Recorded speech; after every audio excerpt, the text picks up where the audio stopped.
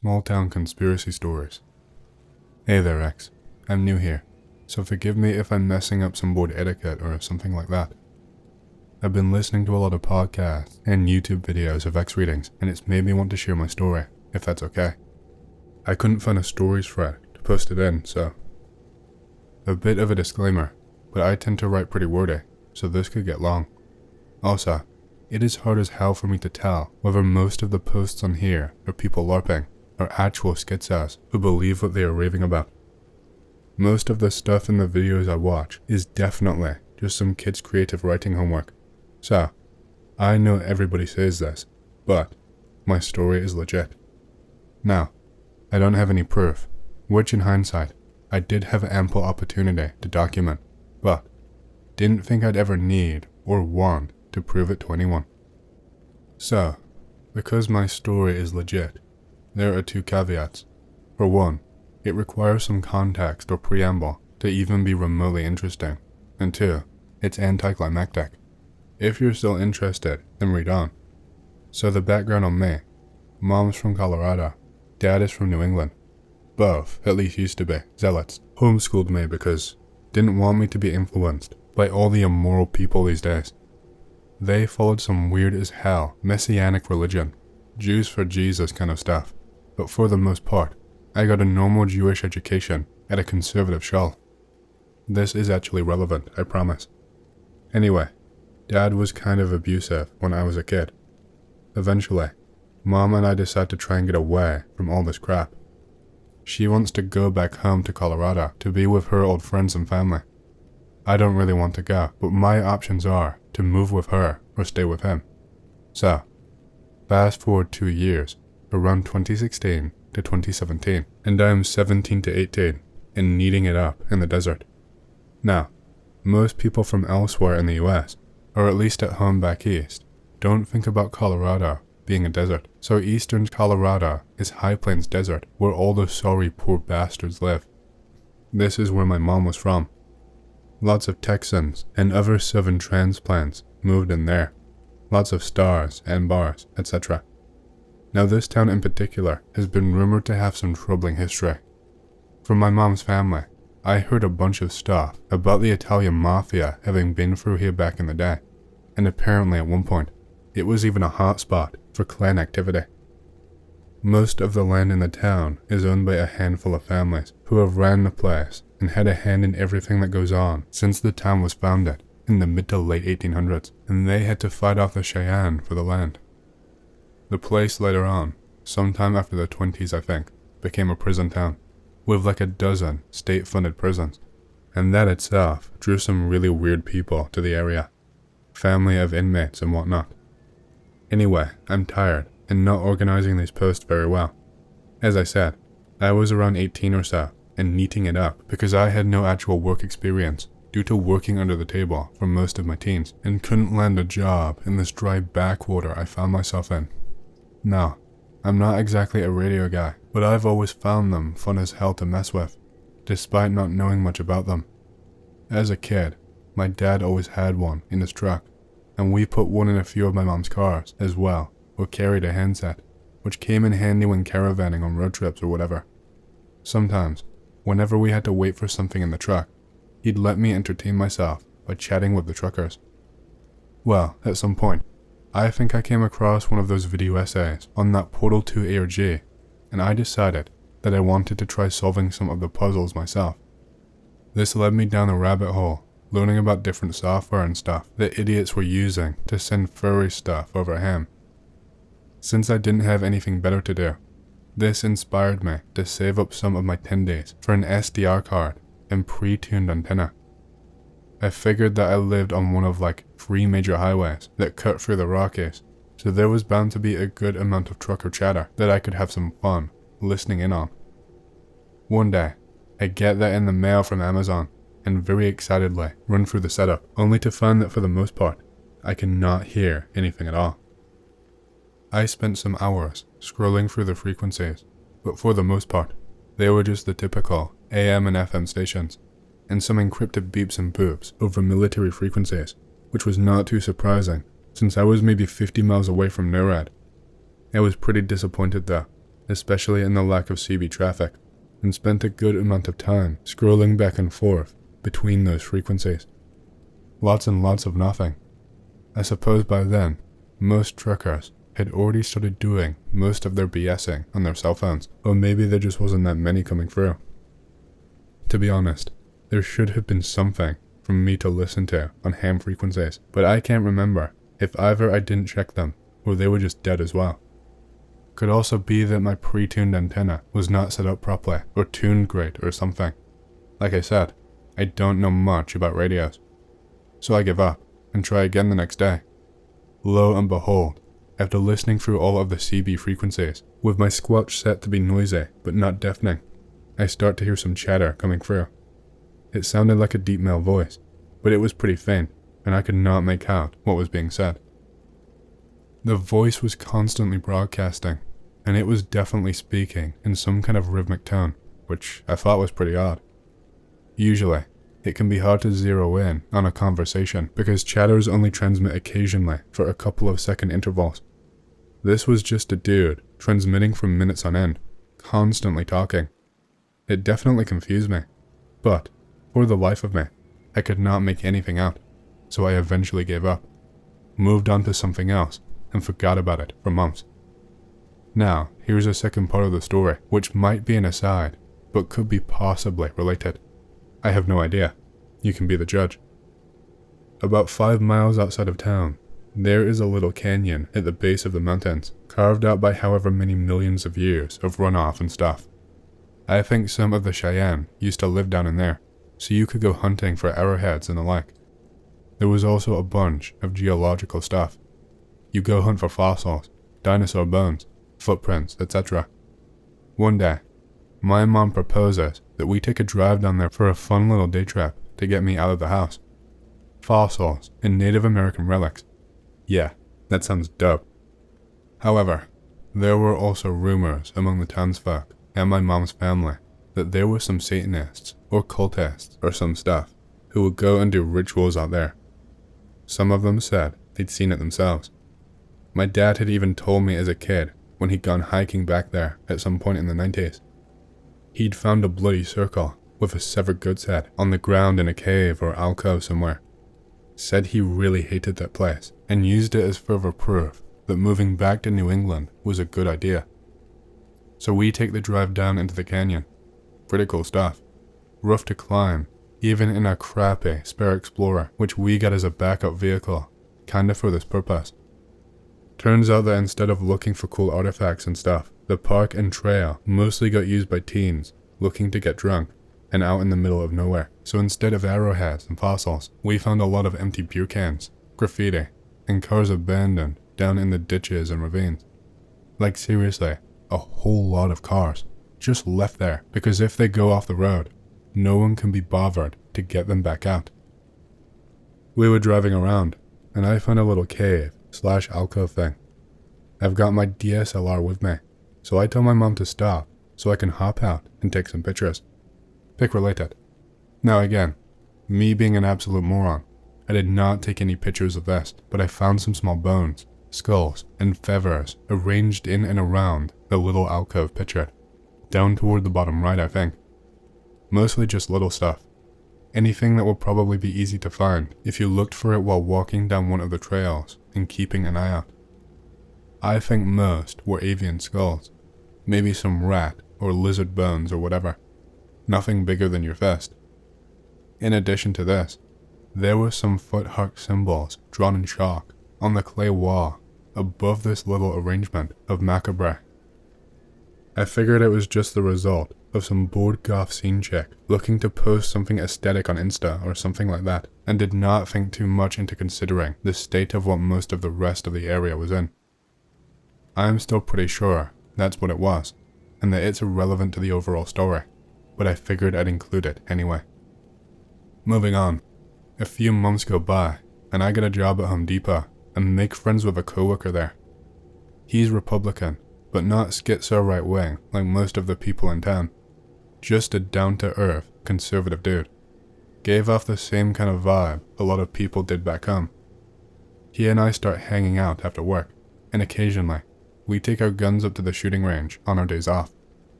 Now that I've got a job, I'm still kind of poor though, because for the most part, I'm saving every penny I can to get the hell out of this arid hellhole and back to my pine trees. I happened to stop by at a mercantile at some point though, and found out that they have a whole ton of old CB equipment. It was like $2 for a radio, and they were all untested, but like, why not? Pick up 3 of them and test them out with a fuse adapter thing in the cigarette lighter of my car. 2 are blown, but 1 has got life. Oh yeah. I convinced my mom to have Gramps install it in the Explorer, since it is our emergency vehicle.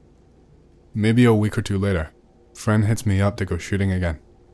During the drive up to the range, which is rather slow going, I remember that broadcast from a while back and start messing with the radio. I figure I'm going at least a little higher up. Maybe I could pick it up better from up here. No dice though, and I get to the range without hearing anything noteworthy. I give it a shot on the way back down though, because why not? Then, after scrolling through the channels for a bit, I hear it. Quite a bit clearer now, and this time, instead of confusing, it's just kinda creepy. I don't get to listen for long though, as I'm headed back down from the range and back toward the town. I made a mental note to bring the SDR card and my notebook next time I came up to the range to see if I could better make out what was being said. Next time we go, I bring it, stop for a bit on the side of the road, and scroll through the frequencies. Nothing. I did this on more than one occasion without any luck before. Again, when going to leave the range. I pick it up on SDR sharp.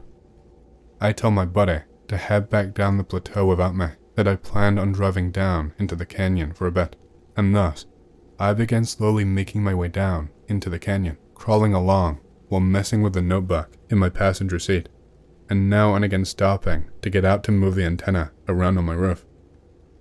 At this point is where my Jewish background comes in, and why I think it's not related to the bones that I'd found there previously. The deep male voice, which I believe was probably pre-recorded and continuously transmitted, was speaking a good amount of gibberish that, even with a much cleaner signal, was hard to make intelligible. That was, however, until I started recognizing Hebrew numbers being read. The issue there is that the pronunciation was just bad. It sounded like whoever was prattling the stuff out couldn't read Hebrew, but was instead reading Hebrew that had been transliterated into Latin characters, and they mispronounced some stuff with English phonetics. Just to give an example, although it's not a great one, Christians will say Amen in English, pronounced Amen, but in real Hebrew, it's Amen. Not the best example, but I'm not going to give a lecture on linguistics.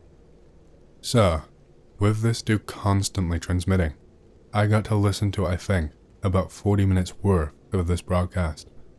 There were a lot of 42 repeated in there, which is an important number in Kabbalah and Jewish occult stuff. There was also talk of Adonai, the universe, etc., most of which are words that I recognize from prayers. However, there was probably a lot of stuff that I did not recognize, either from mispronunciation, either on the reader's part, or because I just don't know that much Hebrew. However, I do think that there was some stuff mixed in there that was not Hebrew though. Maybe Aramic or Arabic, and none of it made any sense grammatically from a Hebrew perspective. Like, it seemed like random words being thrown out there. It would not form a cohesive sentence, and the guy was reciting all of this in the most monotone, like, emotionless voice. Hey, that's me. Like, numbers station kind of vibe, if that makes sense. Except instead of numbers, it's just vague gibberish. So I'm trying to listen to the stuff, all the while winding my way down into the aforementioned canyon. I'm kind of starting to get stressed out at this point, because aside from the creepy as hell radio voice, I've never gone down into the canyon by myself before. I was not used to driving those scuffed ass roads, and despite the Explorer having a pretty high suspension and doing my best to dodge around low and high areas, I kept bottoming out, and I was puckering up, praying that I would not get stuck, or end up going off-road and messing myself up. The farthest part of the park from town, I think, was around 15 miles. That was definitely not a hike that I wanted to make as dusk was approaching, and I had no water on me. Now, this is where I started to notice that while winding my way along the road and zigzagging from east to west, that was a perceptible increase in signal whenever I rounded the north side of a hillock, and a decrease whenever I was driving along the south side. It was noticeable in my heat map as well. What I gained from this is that whoever was transmitting this was somewhere to my north or northwest. Best I can do here is a Google Maps snip of a section of the road. The red denotes where I think I remember the signal being hotter, and the blue where the signal was colder. So the thing is, again, I don't know much about radio, but from my house, the range was about 5 miles. From the range to the furthest stretch of the road, pictured in the previous image, and the bottom of the frame below, is another 7-ish miles, during which the signal strength more than doubled, but was still put off enough by having to travel for rock to be noticeable. This leads me to think that, situated on a high point, the transmitter could be anywhere in a range 15 to 20 miles northwest. Thing is, there is absolutely nothing there. Of course, I've brought this up to coworker buddy and my family. Of course, they were pretty nonplussed by it. Probably just some crazy hillbilly son. But I mean, there was nothing up there. I mean, none of that is even accessible by car. And some of those ridges are hard to hike, let alone take an ATV up. And if this is pre-recorded, I doubt they're powering all this on batteries. They gotta have generators or some stuff like that up there. And also just, why? I don't believe in the supernatural, but to me, some crazed as hell rednecks having some whacked out commune in the middle of absolutely nowhere in the Rockies is just as scary to me. I think this pic is from near the top of that north hill, looking out toward the northwest, in the screenshot I scribbled on. I also hated how damn quiet the wilderness always was out there. The thin air just does not carry sound, and there is no birds or little woodland creatures to make any noise. All you can hear is the wind. It's so unnerving. Would you consider going on a backpacking trip in the area? It would probably be a good idea to bring people you know and trust with you. If you brought recording equipment, you could share anything you found here. It would be a legendary thread if you did find something out there. By your description, there must be something out there. I could, but I'm living back in New England now. I do plan on taking a trip back to visit at some point over the winter though. Like I said though, it's pretty rough terrain and there is nothing out there.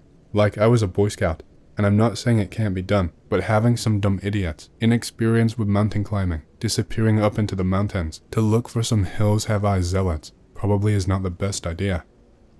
Even if the cultists don't enjoy my liver with a side of Chianti and beans, I am just as likely to go up against rattlers, scorpions, mountain cats, dehydration, etc. There would probably be actual climbing necessary, like rappelling with ropes and stuff, which I've never done before. To compound on that, I would not know where to begin to look. The transmission point could have come from anywhere within a 10-mile square, depending on the TPO of the transmitter, the elevation it was placed at, and its position among the surrounding rock. It seems like it would be near impossible to find anything, assuming there even is something up there, so I don't really plan on wasting my time. You say you don't know much about radio. Let me tell you something about CB. The range can be much greater than you think, depending on conditions and TX power. Oh, but CB is only 4 watts. Yeah, that's why they sell boosters. Technically illegal, but nobody cares. With a 4-watt Uniden 520XL and a K40 antenna, I was able to make crystal clear contact with a guy 85 miles away. Cold, dry weather. His base was on a mountain. My car was on top of another mountain, and nothing to block the radio waves standing between us. Then you have skip. This is when the waves bounce off the ionosphere, pick related. I live in Canada, and I routinely hear transmissions from the southern US. Google Channel 6 Super Bowl, Skip Shooter, Motormouth Mall, etc. Lots of Spanish on Channel 9 also. These guys transmit with ungodly amounts of power. I'm talking tens of thousands of watts with tricked antennas and stacks of rack mount audio processing gadgets. My homemade amp pushes 100 watts of unfiltered waves with a signal so dirty and full of harmonics, you can actually hear me talking on a cordless phone. I can't even imagine the number of schizoid meltdowns that I've caused by using that thing over the years. B29, Kate Palmet. Not long ago, I came across a document that forced me to conduct a little personal investigation. Unfortunately, I did not achieve much, but I still managed to clarify some things. I have changed the names appearing in the story, with the exception of the names of the crew of the Kate Palmet. Official information. On August 20th, 1944, B29 number 4293829, Kate Palmet of the 395th Squadron, 40th Group, U.S. Air Force, was shot down during a raid on the Yavato steel mills. Commander R. McGlynn decided to leave for Soviet territory. After crossing the Amur, the order was given to leave the plane. All crew members were saved, and the out-of-control plane crashed into the Ketsur Hill near Komsomolsk on Amur. The crew was returned to their homeland. On August 29th, 1944, the city hospital of Komsomolsk on Amur was destroyed as a result of bombing by unknown air forces. Incendiary shells burned the building to the ground. No survivors were found among the staff or patients. Unofficial data, eyewitness accounts. I will present the document that came into my hands at the very end. Now, I will only say that, in my opinion, it is directly related to the two events mentioned above. After scouring local forums and asking several residents of Komsomolsk on Amur, I found a man who claimed that his mother lived not far from the destroyed building and witnessed those events. Taking a vacation, I went there, and, to my luck, was able to interview Maria Petrovna. Interview with Maria Petrovna, born in 1941. Maria Petrovna received me well, and, without much persuasion, agreed to tell me about what happened. I omit greetings and exchanges of pleasantries, as well as unnecessary remarks. So, Maria Petrovna, on August 29th, 1944, your city hospital was destroyed by bombers. As far as I know, both the hospital staff and all the patients died, right? MP. Yes, it happened. I was still very young then. I did not understand everything, but now I keep thinking that something was wrong there. I can tell you now, but my relatives were very afraid then. They were told that if they talk, it would end painfully. It will not end well. Well, that's what I'm talking about. The hospital was closed the day before the bombing. It was okay for us, but my neighbor, Gloshka, was very worried. Her mother worked there, so they wouldn't let her out of there. These people, the NKVD, surrounded everyone and did not let anyone in. Did they say anything about the reasons for such restrictions? MP. Yes. No one interfered. They themselves understood that something was obviously wrong. This has never happened to us in our entire life. Everyone was scared. Although now, why am I saying one thing? They said one thing, already in the evening. No one should leave their houses and don't turn on the lights. At night I could not sleep. Not out of fear, but when there was such a button, I just wanted to stick my nose in everywhere. Well, I looked at the window. There was a hospital in the distance, on a hill. You could not see all of it, but half of it was definitely somewhere. There was no light in the house itself, but lights were scurrying around. It looked like these soldiers were looking out for something. Well, I looked and looked, then a dream overcame me. I don't know how long I slept, but I woke up because there was a strong shake and the windows flew out. I was scared at first. I ran to my mother, and she ran out of the bedroom, pale, and grabbed me and took me into the cellar. We sat like that until the morning. The next morning, when we left, I saw that the entire hill on which the hospital stood was black with smoke, but the hospital itself was gone, as if it had never existed. Only some firebrands were sticking out from the ground. Well, that seems to be all. Was anything else destroyed? And where did the NKVD officers themselves go? MP. Where did they go? Where did they go? Nowhere. They remained in place. They looked for something else for 2 days. Looked. Then they said that everyone who was there died and went home. Glashka's mother also burned there, so Glashka herself was later sent to an orphanage. Well, nothing else was bombed. Maybe they missed, or maybe they were only aiming for the hospital. I'll skip the rest of the conversation. Maria Petrovna could not say anything more about this. Unofficial data. I cannot vouch for the accuracy of the information provided here. I managed to find the son of Glafira Olegvina, the same one mentioned by the heroine of the previous interview. Unfortunately, Glafira herself died back in 2003. Therefore, I repeat, I cannot vouch for the reliability of the information. Her son told me that a few days before the incident, a field doctor of the security division brought a soldier to the hospital in a uniform that was unusual for the local region, clearly not a Soviet uniform. He did not speak Russian and was very, very violent in himself, which is why he was tied up and locked in one of the rooms. The locals then thought that he had been shell-shocked, but no one could say for sure, because almost no one knew the language, which they finally identified as English. An NKVD unit arrived 2 days before the hospital was destroyed. The soldier was interrogated, and a day later, the hospital was cordoned off. Interview transcript of Barry J. Tolan. Actually, this is the same document that I managed to obtain absolutely by accident. I believe that an interpreter and orderlies were present with the interrogator. I am attaching them as scans. Extract from the Protocol of Interrogation of the Military. Tolan, Air Force, Barry J. Dated August 28, 1944. Question. Please state your name, rank, and unit in which you served. Answer. My name is Barry J. Tolan. I am a sergeant, an air gunner of the 2nd Group of the 58th Bomb Wing. He was transferred to Kate Palmat on August 19th due to the illness of the crew's regular gunner. Question. How was the purpose of your combat mission designated? Answer. Initially our target was the Yawato steel mills, but after the translation, it was announced that the purpose of our board would be different.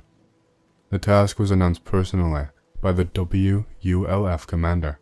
I don't know the exact target, but we were supposed to go east of the Yavata and drop one experimental bomb on a certain object. Question. What was the experimental bomb?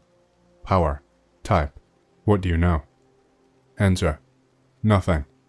All this could have been known by the pilots, but now they are dead, like the rest of the crew. I'm an ordinary shooter. I'm not supposed to know such things. Question. What happened on board the plane? Answer. We took off as usual. They were supposed to go with the main forces of the wing to Yavata, and then move aside. We made it to Yavata normally, but then we were hit, apparently by a ground-based anti-aircraft gun. The plane began to shake violently, but we were able to leave the airspace above the city and begin moving towards the target. Approximately 10 minutes after the damage was sustained, the commander ordered the first gunner to check the bomb bay. Smithson went to carry out the command, after which he did not make contact for about 20 minutes. Collins, the second shooter, received similar orders. Only I was surprised that Glennie, our commander, ordered us to take a pistol with us and be careful. I didn't attach any importance to this at the time. The Japanese could not have climbed onto our plane on a shell. Collins also did not make contact. Then Durson and I received orders to find the first 2 shooters and report on the condition of the bomb bay. To my objections that more than 2 shooters do not have the right to leave their post at the same time, Glennie responded with abuse and said that if we did not carry out the order, he himself would throw us out of the plane. Question. Why did you stop? Answer. Sorry. I'm scared to remember all this. Durson went first. I followed. I still took the gun, unlike Barney. We found no traces of Collins and Smithson in the technical compartment. We checked everything, including the machine guns. After that, Durson opened the hatch leading to the bomb bay and climbed in. Barney suddenly screamed as if he was being cut alive. I turned on the flashlight and shined it inside. Question. Please do not stop. Answer. Sorry. This particular bomb split in half, and there were a lot of worms on the floor. So big, like leeches, about as long as a finger and 2 fingers thick. I can't describe it better. They swarmed around Durson and seemed to be eating him alive. A little further on the worm heap, there were 2 mounds. I think they were Collins and Smithson. For about a minute, I looked at all this and could not move, after which I saw they were crawling up. I panicked and dropped the flashlight, after which I ran to the control room and reported everything to Glynn. Question: what did your commander say to this? Answer: he cursed and ordered the entrance to the control room to be locked. The radio operator contacted the command, and, I think, they told us that we will be shot down when we returned. Immediately after the communication session, Glennie said that we were leaving in the direction of the Union and would try to land there. Question: why were you the only one of the crew who survived? Answer: according to Glennie, we crossed the Amur and made an attempt to contact local airfields. The attempt failed. Then Glennie ordered to immediately leave the plane. Johnson opened the wheelhouse door, and a whole bunch of these worms fell on him. He screamed and immediately fell silent. Warner opened fire on the worms, but it did no good. Question: what happened next?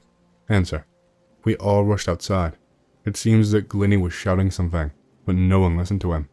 I don't remember, but somehow I managed to run out. I think on someone's body. I grabbed a parachute and ran to the rear hatch, with the co-pilot and the second radio operator running after me. But there stood Smithson. Question: you said that Smithson was eaten. Answer: yes. He stood, and these creatures crawled on him. He extended his hand and began to speak. He said that there was nothing to worry about, that these were simple worms, and at the same time, he slowly walked towards us. I couldn't stand it, took out the Colt, and started shooting until the trigger clicked. The radio operator and pilot also fired, as far as I remember. Smithson stopped, but not for long. As a result, I grabbed the key and was lying on the locker, pushed Smithson aside, and ran straight to the hatch. When I put on the parachute, I heard the screams of the radio operator and pilot. Probably Smithson had gotten them after all. I jumped out. Did anyone jump after you? No. I opened the canopy almost immediately and saw how the plane began to fall on its side. Until the collision, no one jumped out. Then, after landing, I came across your soldiers, and they brought me here. Is that all? Yes. Now will you help me? Wait. We will check the information you provide, and if it is correct, we will send you back to your home country. I told you, one of them still got into me. I feel it. It's gnawing at me. I don't want to end up like Smithson. Don't worry. We will take care of you. Wait. You don't understand. I have no time. Take it out for God's sake. Take the patient to the ward. End of statement. My version based on the results of the investigation. Unfortunately, I don't know exactly what happened there. I can't find out for now, for obvious reasons. I personally believe that this Barry repeated the fate of his colleague Smithson, and the hospital was destroyed deliberately. The remains of the same B-29 were found by some hunter and sold for scrap, and now there is a ski slope there. I hope all these worms died before people returned there.